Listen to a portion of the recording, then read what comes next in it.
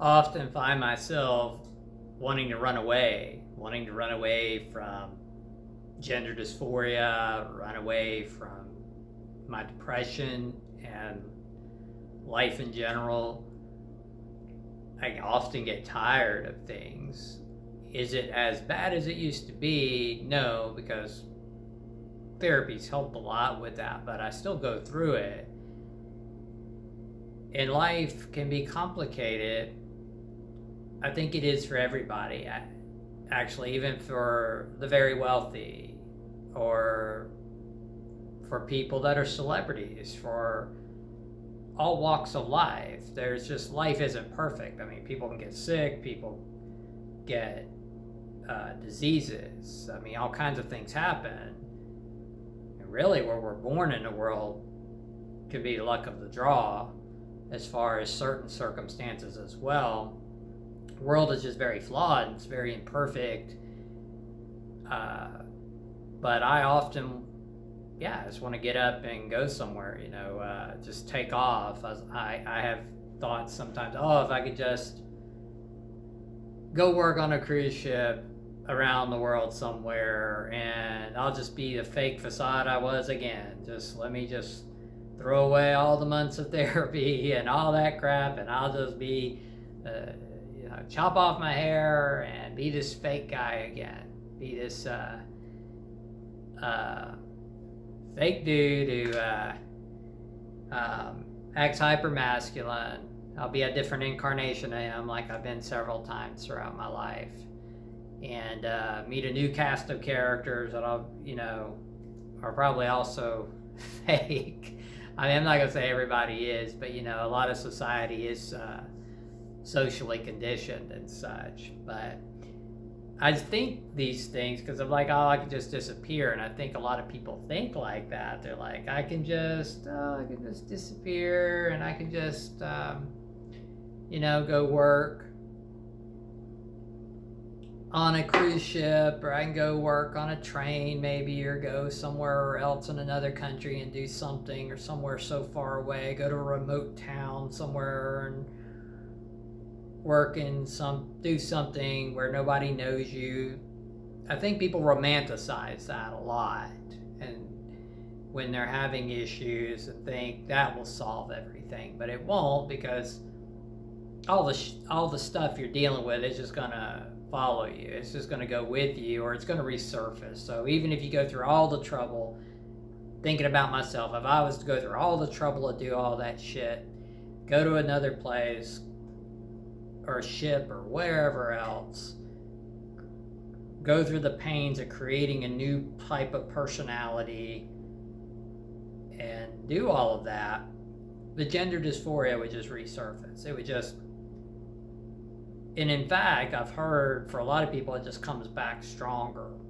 And I think that's probably true, because there's been times I've tried to shut it down. There's been times I've tried to chastise myself and shut it down in the last year or two or whatever, and say, let's just stop it, and try to do something hyper masculine to stop it, or try to distract myself with something that I would deem manly or whatever, just come up with something to try to shut down my feminine side, that now at this point where I'm at today is very strong. My feminine side, it's becoming more dominant. It probably already is more dominant.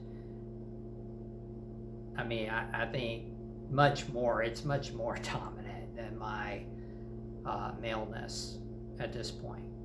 But I still go through the pain of having to deal with society. You have to deal with people stigmatizing things because there's steps to everything. And anyone else going through this, I know I had several comments in the last video, and I appreciate those comments. I appreciate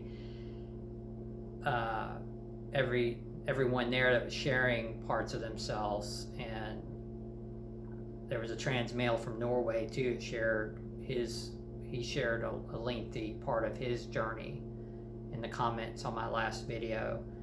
But I appreciate all of you that left comments about this, because many of you know how tough this is. So you get stigmatized by people, you have to take steps. You don't generally, some of us have it easier than others if we want to transition. I haven't made full decisions on all of this yet. I am considering estrogen, hormones, things like that, because I want the attributes. I want to look more like a woman. So I want to align even more, and I think I would be even calmer and more peaceful, which I am calm and peaceful in my femininity. And when I try to be fake, when I try to be a fake character, when I'm trying to overcompensate in that sense, I can get angry. I can get there can be aggression. And I used to be angry a lot, and I used to have aggression, and I know a lot of it now comes back from the frustrations, that underlying dysphoria, being this fake individual, knowing in your core you feel like a woman, you feel feminine, but yet you're having to portray this fake character to please who? I guess please people at your job, please, I don't have to do that at the job I'm at now, but please people at most jobs, the places I was working, please people that may just have a snide remark in public because you're trying to do something different to move toward your authenticity. People making judgments in that sense, when you're just trying to live your life. You're not trying to interfere with anybody else or infringe on them. You're just trying to make life more acceptable for yourself so you can bear to be here. That's how I feel a lot of the time. It's just getting to a point where I can bear to live, and be here and be happy. We're not, and no one's happy every single moment of life. That's just not realistic. But, to be happy more on a general basis and what I find is when I'm being authentic and I'm being more my feminine core, everything's more colorful and everything's more alive to me. And I like that. Who wouldn't like that? Everything feels, there's a vibrance that comes from my heart center. It comes out, and I feel that.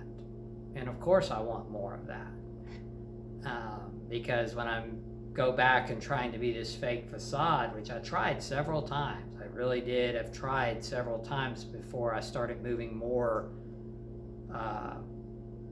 to where I'm at now. I tried to go back into my old ways. I tried to do things the way I would do them, and it just felt dead, and I would feel dead inside every time I tried to force the issue. And what would happen is if I went and I got on a cruise ship or some place in a far distant land and tried to hide it, it would come back. I'm almost certain that gender dysphoria, it would just come back tenfold. And then I would be stuck somewhere in another place, who knows, hundreds, thousands of miles away, and I would still be facing the same issues, and would have gave up on my therapy that I've been dealing with months, would have been giving up on all the progress I made. And then I've been thinking about, oh man, more time has went by. And I'm 49, so time just keeps slipping by. So you're like, man, as more time goes by, the harder it is for you to take those steps, keep taking those steps if you want to possibly make a transition. And talking about transition, if I did it, my whole goal would be to fit in, would be to belong in groups where I blend in with other women. It would be to have camaraderie with them and to be one.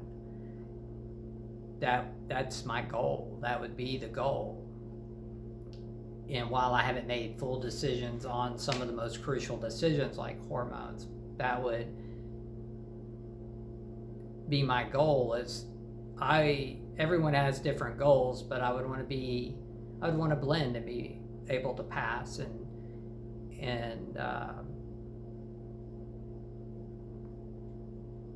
be a part of society in that sense.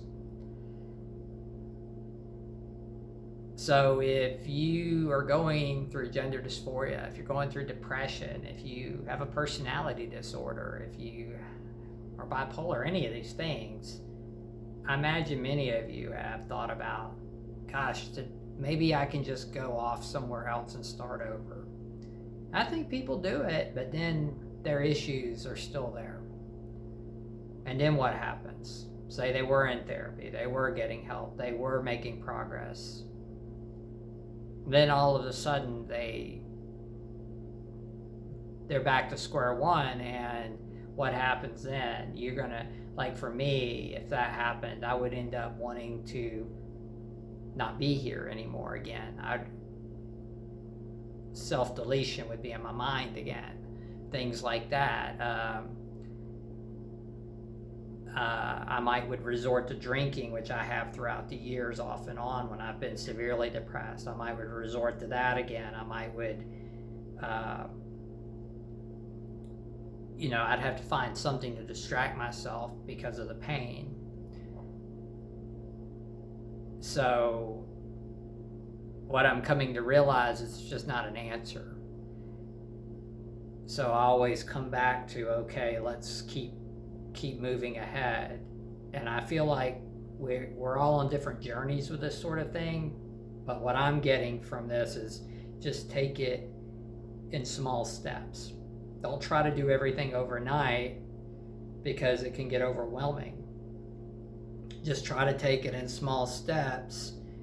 And this is why I said therapy is so important in the last video, because it can be, and I understand sometimes getting a good therapist is hard. I've been very fortunate in that. Sometimes you might get one and you need to get a different one because it's just not, something isn't gelling right. But with me, I will admit, when I first started going to therapy, I thought it was going to be that way. I honestly thought when I started going that they were going to try some kind of conversion therapy on me or something. I know that's archaic, but who knows these days the way social. When I was growing up in the 80s and 90s, well, I'll give you an instance. I went to a mental hospital when I was 17, and it was kind of backwards. It was a big mental hospital, modern place, and they would tell us music was corrupting us and try to push some. They wouldn't hardcore push religion on us, but low key, I'd say, Christianity, religion, try to shove that on us. It wasn't supposed to be a religious place, but this is what would happen in there. And then try to tell us movies and things like that were what was the culprits of everything, basically. And I'm not saying music and movies can't affect a person, but I personally believe entertainment's not the sole. You can't blame entertainment for everything. Depression and all these things existed. They've existed well before this modern age. Going back probably since the beginning of time. There's been gender dysphoria, I would imagine, since the beginning of time. You can go back to ancient cultures and there were, would we call them trans exactly? They probably, if you could have offered ancient Romans there were ancient Romans that were dressed like women, and it happened in other societies too. There were other societies that it was accepted. And I'm sure if you could have had the technology we have today with hormone treatment and things like that, a lot of them would have loved it. So anyway, I get sidetracked a lot, I know, but I'm just saying that if you find the right therapist, I'll get back to that. If you get the right therapist, it can open up a lot for you, talking and working through just your thoughts.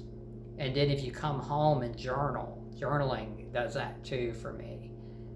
And you can journal and you can get out more thoughts. And then if you can write down key points you want to talk to your therapist about, that can help.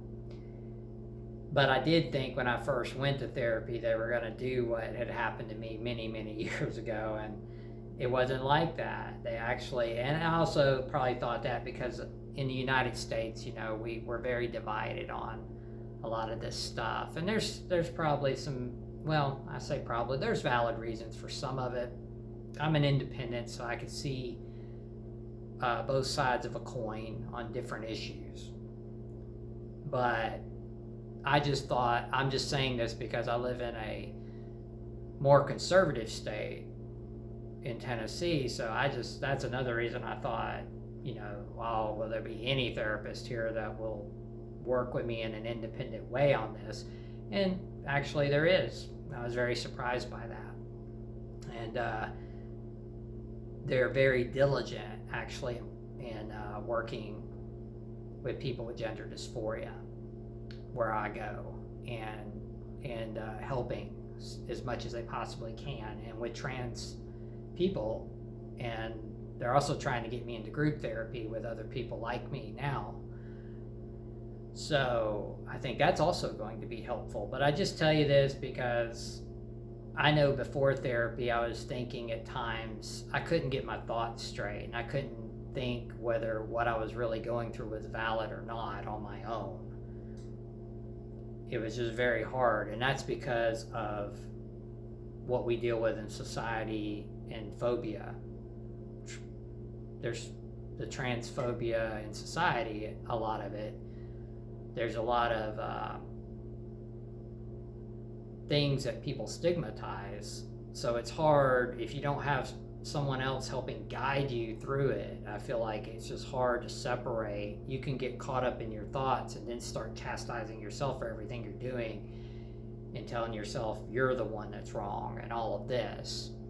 And once I got into therapy and realized my feelings are valid and what I go through is valid, and these things do happen to people, and there's more and more being studied about it, and this is actually a lot more common than anyone realizes. It just helps a lot with starting to work through it. So I say to anyone going through this sort of thing, you're better just to take small steps, hit it head on. If you can talk to a good therapist, do it. If you can journal and write down your thoughts, do it. And just do little things to move towards your goal.